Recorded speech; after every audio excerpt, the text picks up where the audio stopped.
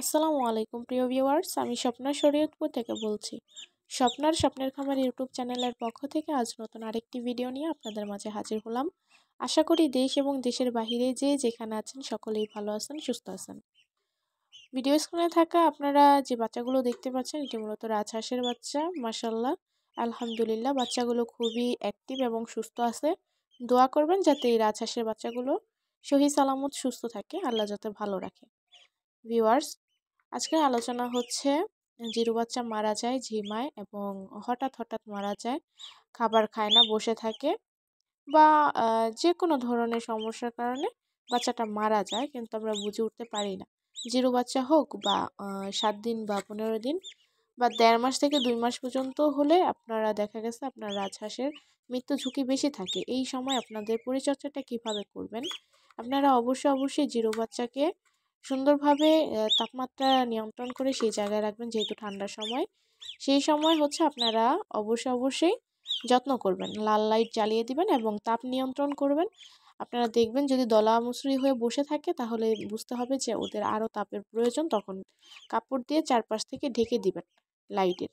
আর যদি দেখেন যে না, ওরা ছোটাছুটি করছে বা চিল্লাচিল্লি করছে, এদিক ওদিক ছুটে যাচ্ছে, তাহলে আপনারা মনে করবেন যে ওদের গরম লাগতেছে, তখন একটু কাপড় সরায় দিবেন বা লাইটটা একটু উঁচু করে দিবেন যে জায়গায় রাখবেন।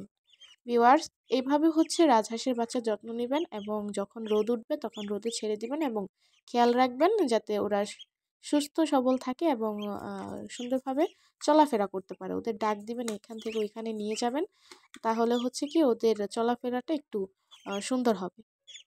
যেহেতু জিরো বাচ্চা, সেক্ষেত্রে একটু মানে হাঁটতে চলতে পারবে না, আপনারা ডেকে ডেকে একটু হাঁটাচলা করাইবেন, তাহলে হচ্ছে অ্যাক্টিভ থাকবে। ভিউয়ার্স, এর মধ্যে হচ্ছে দেখা গেছে ঝিমুনি ধরে বসে থাকে বা ঝিমঝিম ভাব বা কোনো সমস্যাই না, হঠাৎ হঠাৎ মাথাটা নিচু করে গুজা হয়ে আর কি পা নিচা করে বসে থাকে বা কোনো কিছু খায় না। জিরো বাচ্চা বা 7 দিনের বাচ্চা, এরকম 15 দিনের বাচ্চাও এই অবস্থা হয়।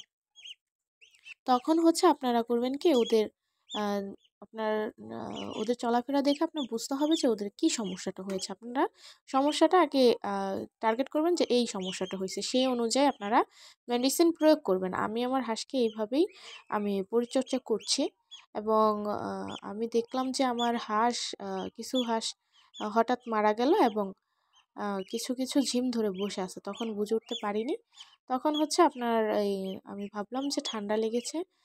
আমি ওইরকম কোনো সিমটম পাই নাই যে এই রোগটা আমি হয়েছে, এই ওষুধটা আমি দিব।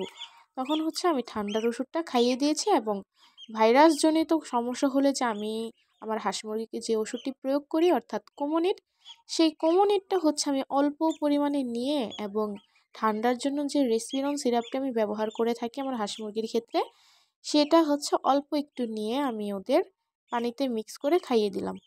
তারপর থেকে আমি দেখলাম যে আমার হাঁস যেটা খাচ্ছিল না বা ঝিম ধরে বসেছিল, সেই বাচ্চাটা হচ্ছে খাবারে মুখ দিয়েছে, অর্থাৎ খাবার একটু একটু করে খাচ্ছে। হ্যাঁ, এইভাবে হচ্ছে আমার হাঁসটা একটু ভালোর দিকে আছে। আপনারা দোয়া করবেন যাতে আমার এই রাজহাঁসের বাচ্চাগুলো ভালো হয়, সুস্থ হয় এবং সুস্থ মতো বেড়ে উঠতে পারে এবং এদের দিয়ে যাতে আমি ভালো একটা কোনো কিছু করতে পারি। ভিউয়ার্স, আমার এই শখের হাঁস, স্বপ্নের হাঁস, খুবই পছন্দের হাঁস, এগুলো অনেক কষ্ট করে সংগ্রহ করেছি, জাতের হাঁস।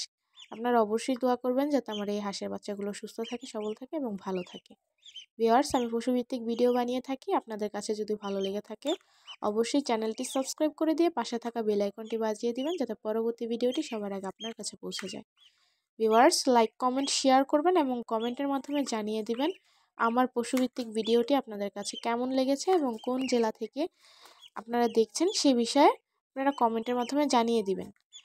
ভিউয়ার্স, আপনারা অবশ্যই চেষ্টা করবেন হাঁস মুরগির রোগবালাই নিয়ন্ত্রণ রাখার জন্য এবং ওদের সবসময় ভালো মানের খাবার দেওয়ার চেষ্টা করবেন। আমি সবসময় আমার হাঁস মুরগিকে ভালো মানের খাবার দিয়ে থাকি, অর্থাৎ বাজারে অনেক ধরনের খাবার থাকে, 2 নাম্বার খাবার থাকে, 1 নাম্বার খাবার থাকে। আমি হচ্ছে সবসময় চেষ্টা করি ভালো মানের খাবারটা, অর্থাৎ বাজারে যে হাই কোয়ালিটির খাবারটা থাকে সেই হাই কোয়ালিটির খাবারটাই আমি আমার হাঁস মুরগিকে দিয়ে থাকি। ভিউয়ার্স, প্রথমত আপনারা হচ্ছে এই হাঁস মুরগি খুবই যত্ন করবেন, যত্নের মধ্যেই সব কিছু, এবং এদেরকে অনেক সময় দিতে হয়, একটা ছোট বাচ্চাকে অত সময় দেওয়া লাগে না, এদের যা সময় দেওয়া লাগে। অর্থাৎ আমি হচ্ছে যে আমার এই হাঁস মুরগিকে অনেক ভালোবাসি। ধন্যবাদ সবাইকে।